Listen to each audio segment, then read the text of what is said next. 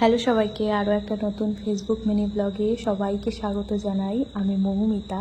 সপ্তমী শেষ হওয়ার আর কিছু সময় আগে তোমাদের সকলকে আবারও জানাই মহাসপ্তমীর শুভেচ্ছা।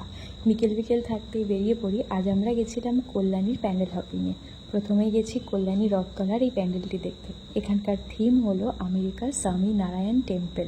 বাইরে থেকে দেখতে যতটা সুন্দর লাগছিল, ভেতরে আরও সুন্দর। পুরো ব্লগটা সবাই শেষ অবধি দেখো, আর অবশ্যই জানিও তোমাদের কেমন লাগলো। তোমরা সকলে কোথায় কোথায় ঠাকুর দেখছো, কোন ঠাকুরটা তোমাদের সব থেকে বেশি ভালো লাগলো সেটা কিন্তু অবশ্যই কমেন্টে জানিয়েছো। আর আজ আমি যে যে প্যান্ডেলগুলোয় গেলাম, তোমরা সেখানে গেছো কিনা সেটা কিন্তু জানাতে একদম ভুলো না।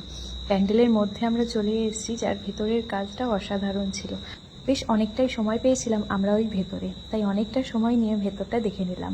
আর তারপর গেছিলাম মায়ের সামনে, একদম কাছ থেকে মায়ের দর্শন করেছিলাম। প্রত্যেক দিনের পুজোর ব্লগ কিন্তু ইউটিউব চ্যানেলে আসছে, তোমরা চাইলে একবার বড় ব্লগগুলো ওখান থেকে চেক আউট করে আসতেই পারো।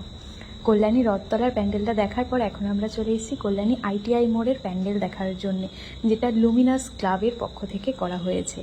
প্যান্ডেলটির ভেতরে এত সুন্দর কাজ যা তো ভাষায় বলা যাবে না। বলার মতন কিছু তো আছে। তোমরা কারা কারা আমার এই বক্তব্যের সাথে একমত তারা কিন্তু অবশ্যই জানিয়েছো। এই প্যান্ডেলে ঢুকতে আমাদের 5 মিনিটও সময় লাগেনি। যদি সময় 1 মিনিট লেগে থাকে তাহলে বেরোতে হয়তো 1 সেকেন্ডও সময় লাগেনি। ঢুকতে ঠিক যতটা সময় লাগছে তার আগেই ঠেলে বের করে দেওয়া হচ্ছে, আর কানের সামনে বাজানো হচ্ছে বাঁশি, যেটা আমার একদম পছন্দ হয়নি। ব্যক্তিগতভাবে আমার মনে হয় এই প্যান্ডেলে ঢোকার এবং বেরোনোর জন্য অন্যরকম ব্যবস্থা নেওয়া উচিত। প্যান্ডেল থেকে বেরোনোর পর দেখি লাইটিং অন হয়ে গেছে, তাই দাঁড়িয়ে দাঁড়িয়ে লাইটিংটা দেখছিলাম। এবং আমরা কল্যাণীতে এই দুটো প্যান্ডেলই দেখেছিলাম।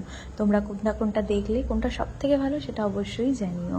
আর ফেরার পথে খাওয়া দাওয়া করে নিয়েছিলাম একটু ঘুগনি আর আইসক্রিম। আমার লুকটা তো প্রথমেই তোমাদের সাথে শেয়ার করেছি, আমাকে কেমন লাগছিল সেটা কিন্তু জানিয়ে যেতে একদম ভুলো না।